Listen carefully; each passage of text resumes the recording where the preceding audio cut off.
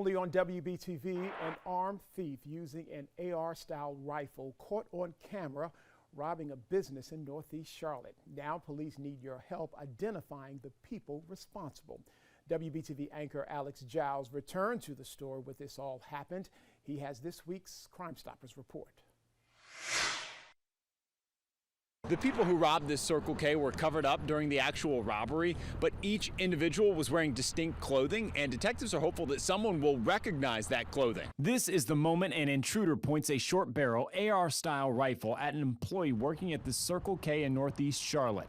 This happened Monday, September 30th, right around 3:45 in the morning along Mallard Creek Road. Surveillance footage shows two individuals in masks and hoodies walk into the store. Watch how this plays out. They approach the front counter. When the clerk opens the register, the person in burgundy pulls out that AR-style rifle and points it at the worker. It's devastating. You want the employee to feel safe at the end of the day. I hate that it happened. We've highlighted dozens of robberies in Crime Stoppers stories. Guns are often used, but not guns like this. Does it surprise you to see someone use a weapon like this? Nothing really surprises me anymore because of my profession. It's disheartening though. Where do you think these two got a gun like this?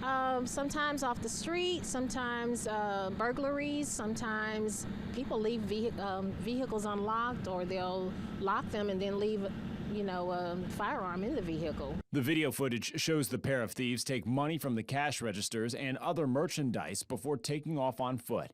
Take another look at the outfits. One of the intruders wore an orange hoodie featuring pictures of the Chucky doll. The other person was wearing bright yellow slide flip-flops. Clyburn hopes someone will recognize this clothing. We got to identify them quickly so that this doesn't happen again.